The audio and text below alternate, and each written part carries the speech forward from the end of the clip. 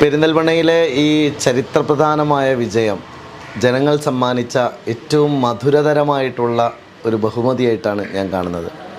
കാരണം പലപ്പോഴും കഴിഞ്ഞ 5 വർഷക്കാലം 38 വോട്ടിൽ മാത്രം ജയിച്ചു വന്ന ഒരാളെന്ന നിലയിൽ ഒരുപാട് അധിക്ഷേപങ്ങൾ നേരിടുമ്പോഴും എൻ്റെ ഏറ്റവും വലിയ പ്രത്യാശ 5 വർഷത്തെ എൻ്റെ ഹാർഡ് വർക്ക് ജനങ്ങൾ തിരിച്ചറിയും എന്നത് തന്നെയായിരുന്നു.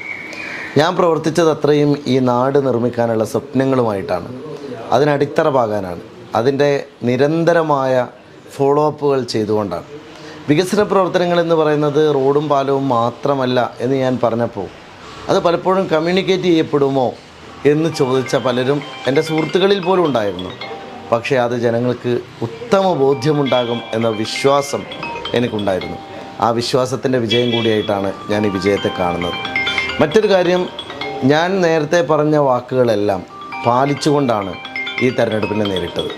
അടുത്ത 5 വർഷം ഈ നാട് ആഗ്രഹിക്കുന്ന പല വികസന പ്രവർത്തനങ്ങളും നമുക്ക് പൂർത്തിയാക്കേണ്ടതുണ്ട്. നമുക്ക് ഗതാഗതക്കുരുക്കിന് ശാശ്വത പരിഹാരം ഉണ്ടാക്കുന്ന ഒരു ബൈപ്പാസ് കൊണ്ടുവരേണ്ടതുണ്ട്. നമ്മുടെ നാടിനൊരു IT പാർക്ക് കൊണ്ടുവരേണ്ടതുണ്ട്. നമ്മുടെ ജില്ലാ ആസ്പത്രി ഏറ്റവും മികച്ച കേരളത്തിലെ 10 ഹോസ്പിറ്റലുകളിൽ ഒന്നായി വളർത്തേണ്ടതുണ്ട്. അങ്ങനെ നിരവധി കാര്യങ്ങൾ നമുക്ക് തുടക്കമിടേണ്ടതുണ്ട്. അതെല്ലാം ചെയ്യാൻ സാധിക്കുന്നൊരു വർഷമായിരിക്കും അടുത്ത 5 വർഷം എന്ന് ഞാൻ പ്രതീക്ഷിക്കാം. 21 ലക്ഷത്തോളം സന്തുഷ്ടരായ ഉപഭോക്താക്കളും 2 ലക്ഷത്തോളം തിമിര ശസ്ത്രക്രിയകളും പൂർത്തിയാക്കിയ മലബാറിലെ ഏക കണ്ണാശുപത്രി